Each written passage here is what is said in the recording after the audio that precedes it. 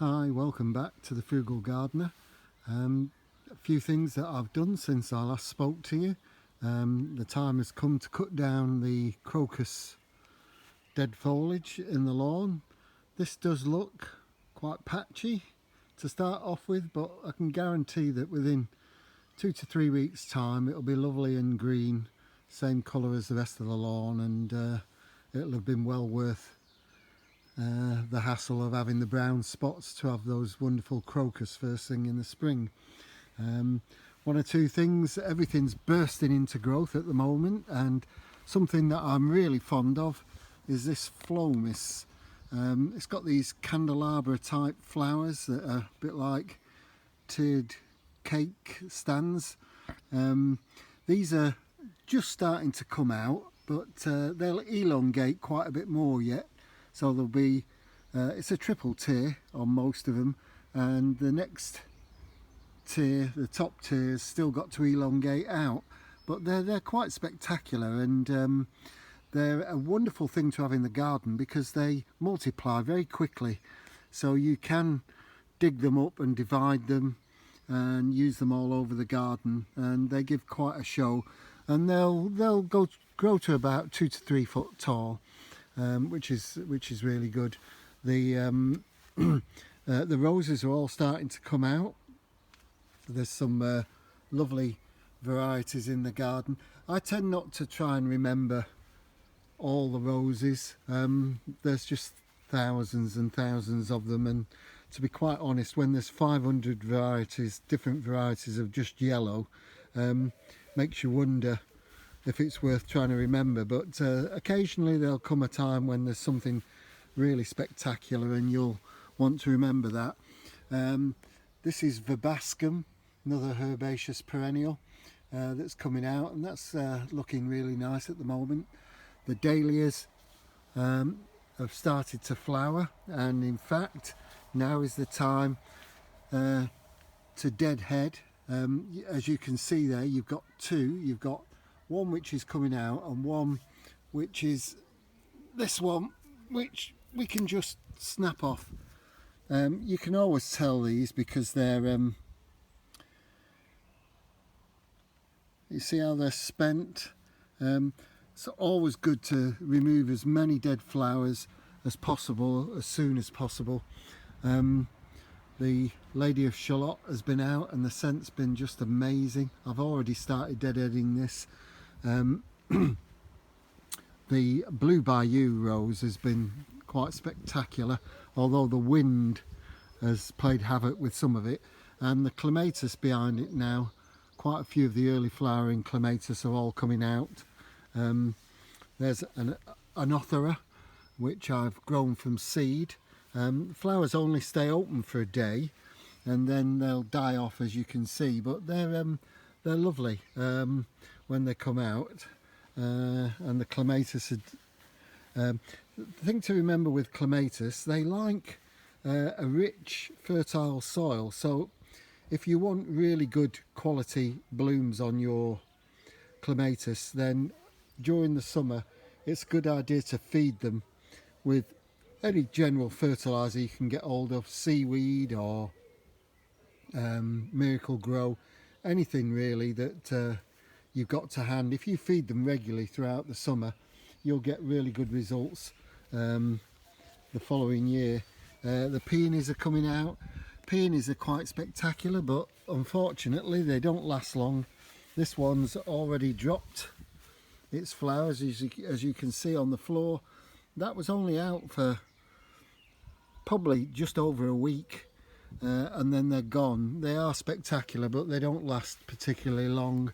One of my semi-standard roses is in flower at the moment, which is really nice. The scent in the garden's quite something. That's the Mellitus I showed you earlier on in one of the videos that I did. The climbing roses are all starting to come out at the top of the pergola and on the back fence, and probably see in the background there we've got some alliums coming up which are looking quite good. We've also got another Climatus growing down the bottom of the garden here. Everywhere is bone dry, so I'm watering, hoping that the sun isn't going to come out and scorch everything. But this is a lovely double Climatus that's come up. We've got two Climatus here interspersed. There's another one at the side which isn't out yet, so that'll come up for later. One of my favourites, Delphiniums. This one's not doing too well, but another one that benefits from a good mulch, keep it nice and moist, and try feeding them if you want really good results. The other Delphiniums that are coming up aren't far off coming into flower. Another 2 weeks or so, and most of these will be out in full flower. My Alstroemeria starting to come through. I've already picked some for cut flowers that I've got indoors, which are quite spectacular at the moment. Really nice. Jobs that you need to do at the moment.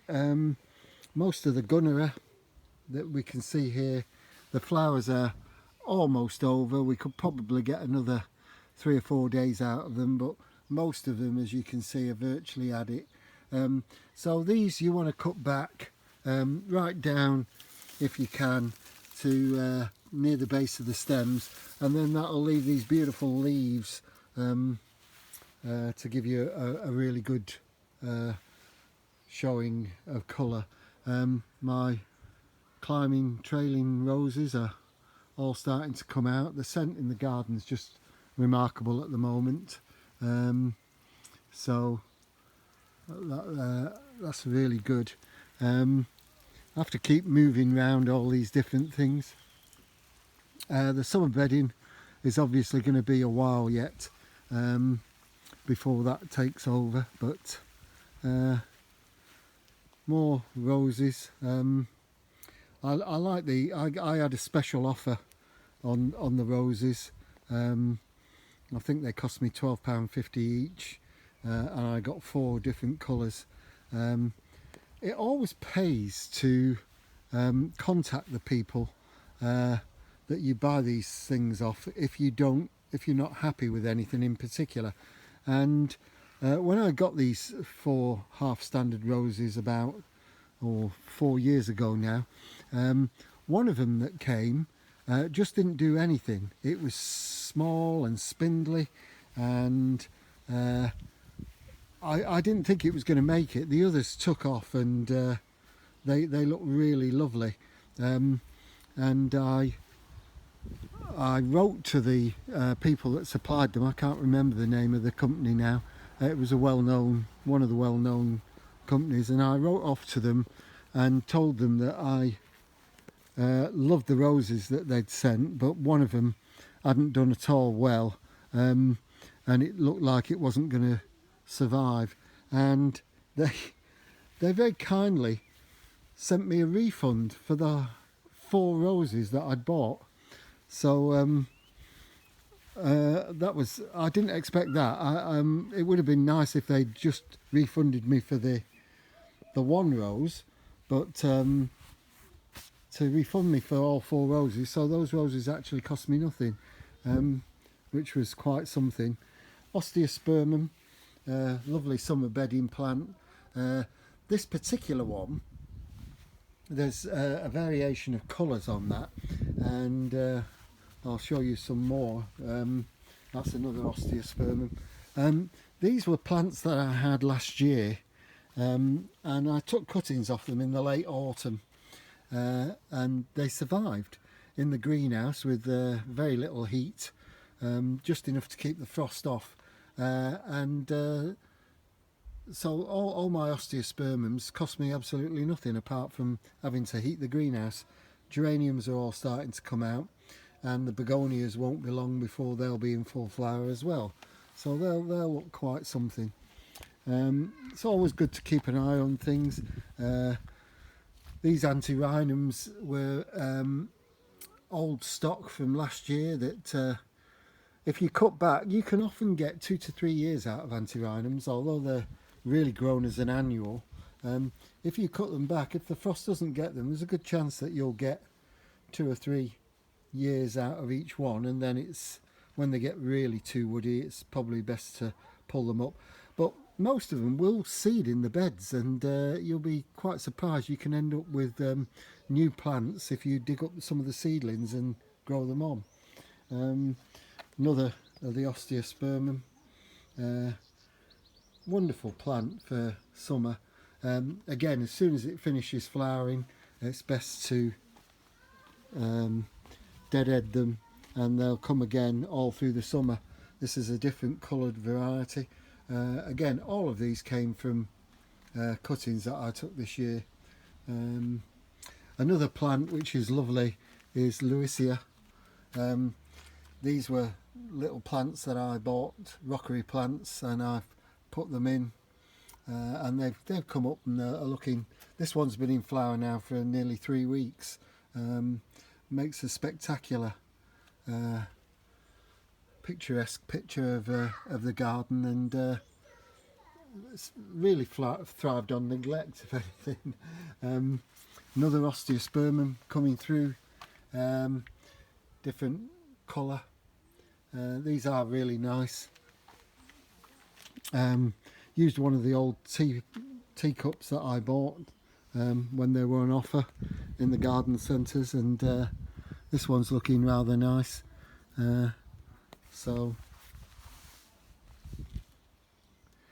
Something I just spotted on this geranium. I don't know if you can see this, but at the base of the geranium you've got this explosion of growths. This is fasciation.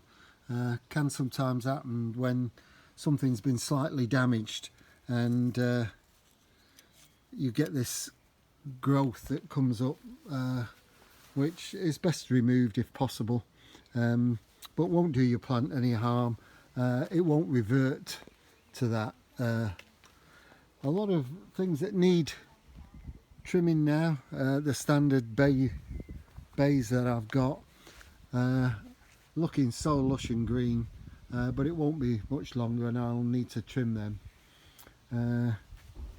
The summer bedding, the things that I needed to I wanted to get from the garden centre, and I've got them now, is just to buy a few of these Safina petunias, which will cascade down the pot, and come mid to end of summer they're going to look quite spectacular, and they'll screen the pot so you won't see much of it, and so that's going to look quite something. It's new to the garden this year, but I'm hoping that's going to look really nice. Something I didn't tell you, but something I normally do, I normally buy my petunias early in the season, and I buy them as little plug plants.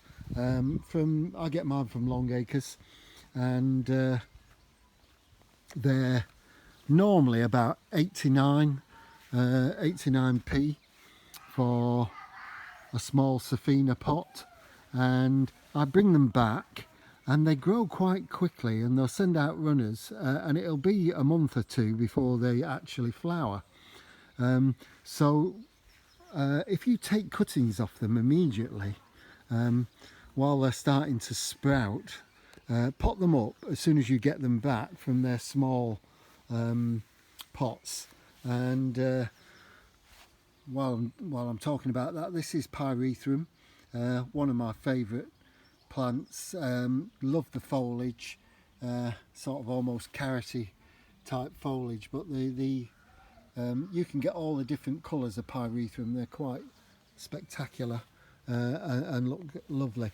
But as I was saying, with the petunias, I tend to buy quite a few of them. Well, I'll buy half a dozen different coloured varieties, and I'll take at least 4 or 5 cuttings off each one. Those particular ones that I've got in the pots at the moment cost me £1.29 each, because they were bigger plants and they'd been potted on. So they take very easily from cuttings, and I get all my summer bedding that I need in the way of trailing petunias by this method of taking cuttings early in the season.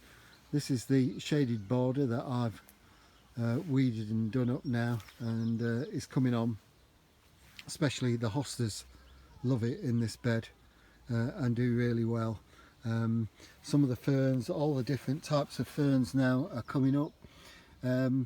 Love the different foliage. The maidenhair fern, so delicate and looks quite something. Ferns are lovely things to have, and you can get such a variety from them, quite spectacular. The hydrangeas recovering slowly from the shock of the frosts early in the season, and the flowers are there, so another probably 3 or 4 weeks and these will be in full flower. That's about all I want to say at the moment. Next time I might try and see if I can give you some tips on planting and making sure that your plants are put in at the right depth, which is quite important, but I'll cover that on a later time. Okay,